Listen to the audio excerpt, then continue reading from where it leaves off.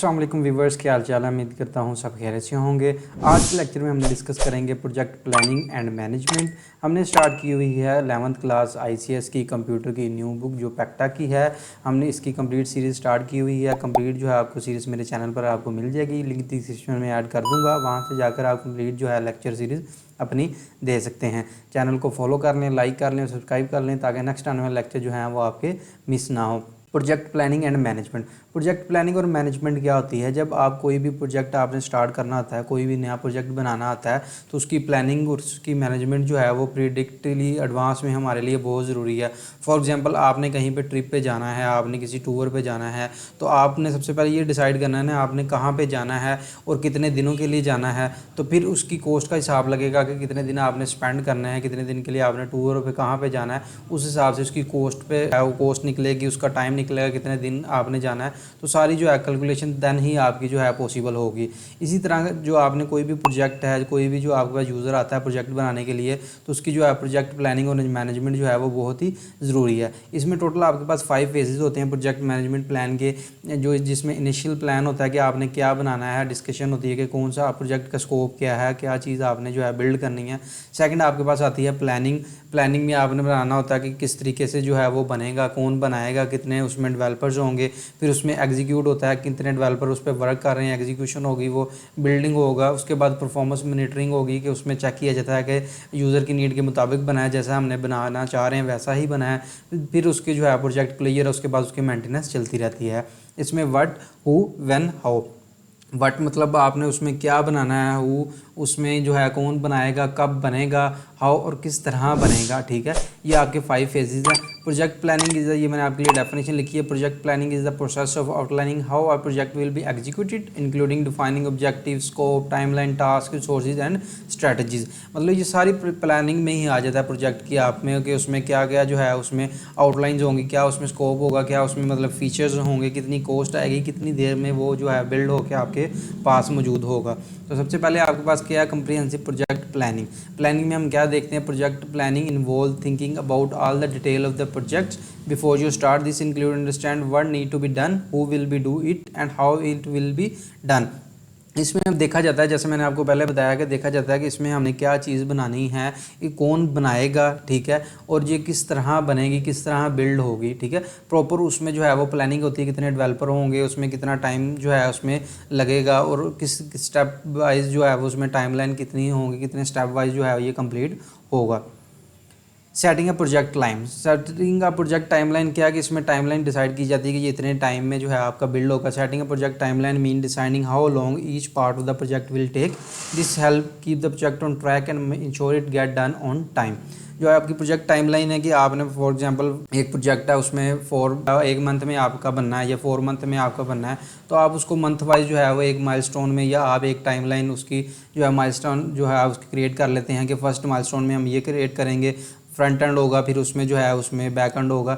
इस तरीके से जो आप उसमें जो है बाद में इमेजेस उसमें अपडेशन होगी। मतलब स्टेप बाय स्टेप उसको जो आप 4 हिस्सों में डिवाइड कर लेते हैं एक टाइमलाइन में। तो फिर इस टाइमलाइन के ज़रिए से जो आप इसको ट्रैक कर सकते हैं, इंश्योर कर सकते हैं कि जो आपका जो प्रोजेक्ट है वो बिल्ड हो रहा है वो सही टाइम पे आपको जो 1 मंथ बाद या 4 मंथ का प्रोजेक्ट है तो 4 मंथ तक जो है वो ये कंप्लीट ऑन टाइम हो जाएगा।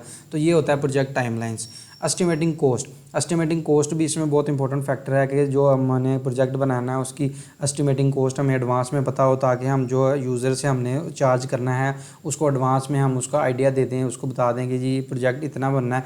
बाद में उसकी जो है वो थोड़ी बहुत अप डाउन होती रहती है जो है कॉस्ट में, लेकिन जो एस्टिमेटिंग कॉस्ट है वो कम से कम जो है हमें पहले मालूम होना चाहिए। Estimating the cost of software project is critical step in project planning and management. ये बहुत ही जो है आप समझ लें कि तशवीक स्टेप है, तशवीशनाक स्टेप है, क्रिटिकल स्टेप है प्रोजेक्ट प्लानिंग के अंदर, कि ये बहुत ही जानना ज़रूरी है कि एस्टिमेटिंग कॉस्ट उसकी कितनी आएगी। It involve predicting the total expenses required to complete the project successfully. ये हमें प्रोजेक्ट कंप्लीट करने के लिए एस्टिमेटिंग कॉस्ट जो है एडवांस में कि डेवलपर्स कितने चार्ज करेंगे, फ्रंट एंड टीम उसमें कितने जो है उसमें चार्ज करेगी, उसमें जो है मेंटेनेंस में उसमें कितनी जो है वो कॉस्ट आएगी। तो ये सारी जो है कॉस्ट एस्टिमेशन में ही आती हैं। Accurate cost estimation help in budgeting, resource allocation and setting realistic expectation. तो ये टोटल एक्सपेंस जो है ये हमारे लिए जानना बहुत ही ज़रूरी है कि जो हमारे प्रोजेक्ट के अंदर जितनी कॉस्ट लगेगी, कितने प्रोजेक्ट के अंदर जो है वो हमारा प्रोजेक्ट कंप्लीट होगा। इसमें हमारे पास कौन कौन से फैक्टर्स हैं वो देखते हैं। की फैक्टर में हमारे पास कॉस्ट एस्टिमेशन डेवलपमेंट टीम है कि डेवलपमेंट टीम में कितने जो है नंबर ऑफ डेवलपर उस पर काम करेंगे, उनकी एक्सपर्टाइज के हिसाब से कितना उनको और आवरली जो है उनको जो है रेट दिया जाएगा। किसी का 30 है, किसी का $10 है। आपको पता है कि जो जिस तरीके से जो है काम चलता है एक्सपर्टाइज के हिसाब से उसको जो है वो हम जो है पे करते हैं। उसी हिसाब से जो हम अपने सारा कॉस्ट एस्टिमेशन लगाते हैं, कितने डेवलपर उसमें वर्क करेंगे, कितनी देर का ये प्रोजेक्ट है, कितने डेवलपर मिनिमम इसमें जो है काम कर सकते हैं या मैक्सिमम काम कर सकते हैं। टेक्नोलॉजी स्टैक में हम देखते हैं कि कितने कौन सी टेक्नोलॉजी इसमें यूज़ करेंगे, कि कौन सी प्रोग्रामिंग लैंग्वेज है, PHP है, जो जावा है, पाइथन है, डिफरेंट लैंग्वेजेस है जिसके मुताबिक यूज़र को नीड होगी हम उसके मुताबिक उसको जो है उस टेक्नोलॉजी के हिसाब से हम रेट डिसाइड करेंगे। The choice of technology, programming languages and tool can affect the cost. जाहिर सी बात है कि डिफरेंट जो है टेक्नोलॉजी है उसमें चेंजिंग में आपके पास ज़्यादा कॉस्ट आती है। सिंपल जैसे वर्ड प्रेस है, ड्रैग एंड ड्रॉप आती है उस आपके पास। तो ये जो है टेक्नोलॉजी भी जो है इसमें बहुत इंपॉर्टेंट फैक्टर है कॉस्ट एस्टिमेशन में। ये भी जानना इसमें लिए ज़रूरी है कि किस जो लैंग्वेज है उसमें हमें जो है प्रोग्राम चाहिए या मतलब जो हमने प्रोजेक्ट क्रिएट करना है वो चाहिए। Project duration, longer projects generally inquire high cost due to prolong resources engagement and potential changes in scope. Project duration जो है वो भी बहुत इंपॉर्टेंट है कि जितना बड़ा प्रोजेक्ट होगा उस पर उतने ही ज़्यादा रिसोर्सेज लगेंगे, उतना ही ज़्यादा उस पर टाइम लगेगा, डेवलपर्स का जो है टाइम स्पेंड होगा। तो इसलिए प्रोजेक्ट ड्यूरेशन भी देखी जाती है कि वो प्रोजेक्ट के हिसाब से कि कितना प्रोजेक्ट है, छोटा स्मॉल प्रोजेक्ट है 1 मंथ में कंप्लीट हो जाएगा, 1 वीक में हो जाएगा या 2 मंथ में होगा। तो ये प्रोजेक्ट ड्यूरेशन के हवाले से भी जो है कॉस्ट है ये भी इंपॉर्टेंट फैक्टर है इसका।